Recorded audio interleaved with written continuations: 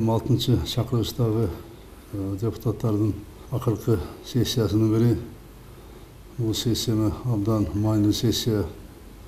Биздин эл үчүн, мамлекет үчүн дегенде алдыда абдан көп иштер, милдеттер турат. Көп мыйзамдарды кабыл алуу милдет турат. Ошон үчүн бул акыркы сессияны депутаттар абдан берилгендик менен, жогорку жоопкерчилик менен иштеп берет деген абдан чоң үмүттөбүз. Дегенде асылда көп реформалар бар. Санариптер иштер боюнча, сот укуктук реформа, коопсуз шаар боюнча, мына региондорду өнүктүрүү боюнча реформалар кетип атат. Алар боюнча мыйзамдарды кабыл алыш керек.